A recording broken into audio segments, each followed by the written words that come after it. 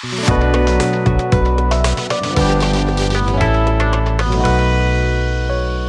Olympic Games has come to an end over the weekend, and I, for one, I'm glad that there's an end to the sporting juggernaut for the next 4 years.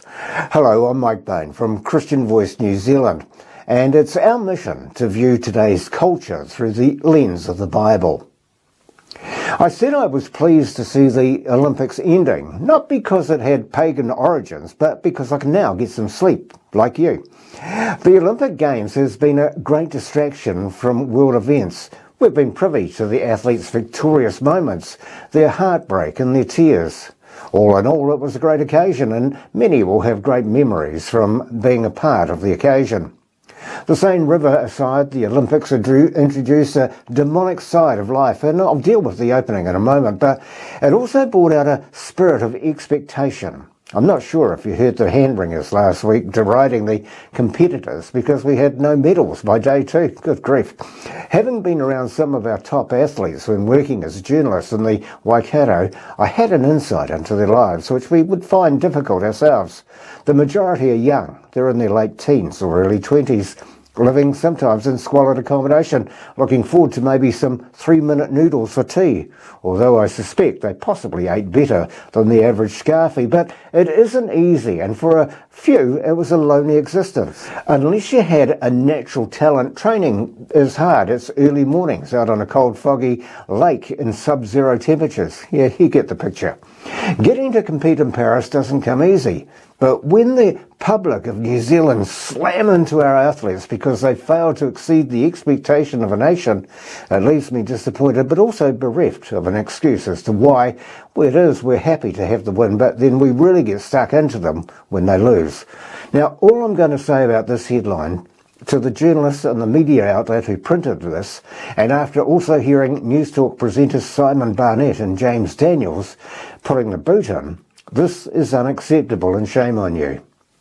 Now, as Christians, followers of God, we're athletes in our own right, like our New Zealand team at the Olympics every day. We strive and we punch above our weight to achieve a win, not just for the moment's glory, but for one which will last when the medals and the memories start to fade. You know, the Apostle Paul asked the congregation in Corinth an interesting question. He said, do you know that in a race all the runners run, only one gets the prize? So he said, run in such a way as to get the prize. Another thing which was unacceptable to the world was the blasphemous opening ceremony, which according to the producers showed a part of Parisian culture. Well, if that's what Parisian culture is about, I'll leave it. But rightly condemned by Christians across the world, joined by world leaders, and once the crickets had settled, the apparent recognised leader of Christianity, the Pope, supposed representative of God on earth, a week after the event finally joined the condemnation choir. But you know, it's a sad indictment on the Vatican when the leader of an Islamic country, the Iranian Ayatollah, blasted the French in the first hours after it all was performed and calling it an insult to Christianity. Hey, unless you were completely detached from any form of media in the last week, you know what I'm referring to. But just in case you did miss it, here's a quick recap of what was involved in the ceremony, which took, as I said, years of planning. There were drag queens mocking Jesus and his disciples in a scene which mimicked Leonardo da Vinci's Last Supper. The appearance of a galloping horse and a rider, reminiscent of the pale horse in the book of Revelation.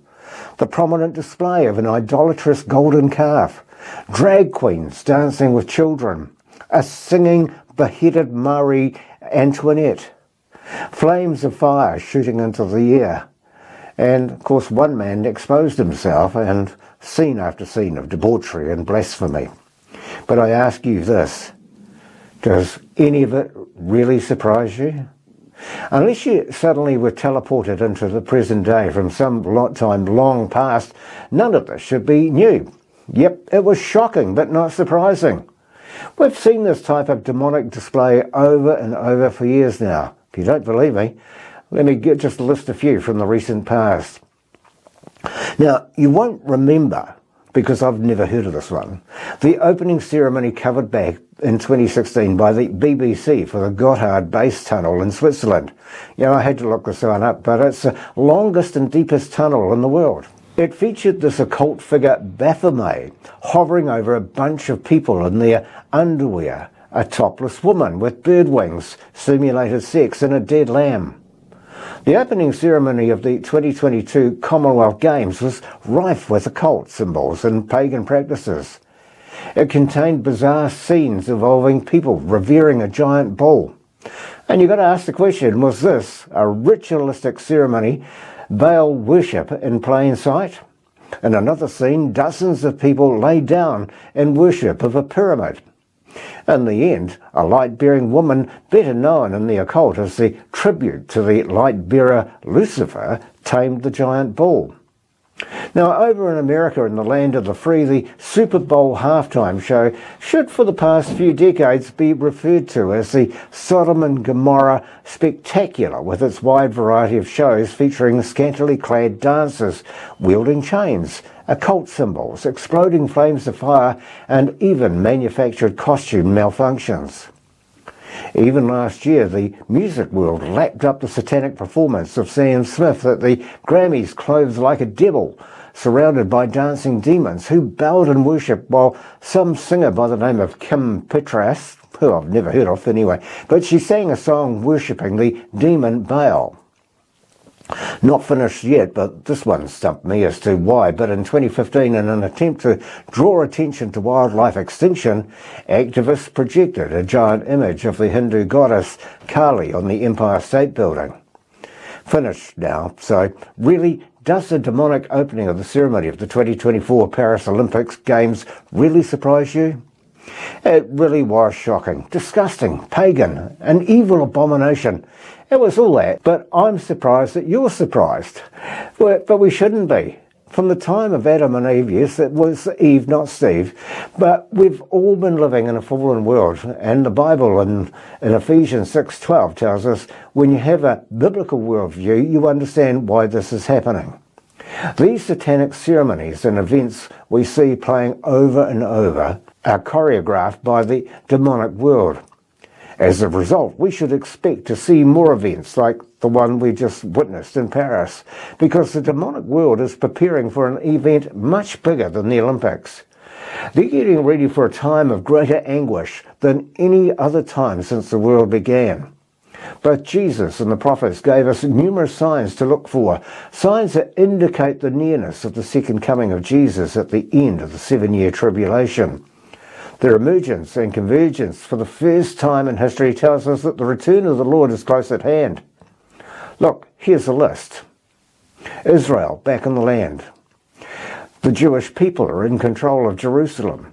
The gospel preached throughout the world. There's an increase in travel and knowledge. There's the arrival of the exponential curve. Israel is surrounded by enemies. Israel's exceedingly great army. There's the rise of the united Europe, the rise of a global government. There's the state of mankind, denial of the signs. There's the arrival of the CBDCs, that's the digital identities and infrastructure necessary for the mark of the beast system. You can have another look at that at the end of this presentation. But these signs and more are all around us, and Jesus said that when all these things begin to happen, stand and look up. Don't look around, but look up, for your salvation is near. The major global events taking place in the world today, they're a part of the birth pains Jesus told us would mark the times just before his return in Matthew 24:8. Satan recognises the sign as well. He's read the scriptures, Matthew 4:6, and he's preparing for the 7-year tribulation. As deranged as Joe Biden was, he knew when to quit, but not Satan. He still thinks he can win. If you have a biblical worldview, you understand we're in the midst of the spiritual battle. For those who don't understand why all these terrible things are happening, there's your answer.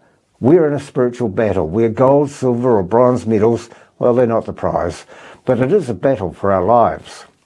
And while it's an epic conflict, the war has already been won. Jesus has already won the victory, John 16:33. So what should we do? Fortunately, we don't have to guess. The Bible tells us in Ephesians 6 to stand firm, resist the devil, study the word so we know the truth and stand in righteousness. We need to have faith. We need to remain persistent in our prayers and always be prepared to give an answer to anyone who asks you to explain the reason for the hope that you have in Jesus Christ. But above all this, know this, for the Lord your God is He who goes with you to fight against your enemies, to give you the victory. And also, we're on the side of Jesus Christ, and if God is for us, then who can be against us? Amen?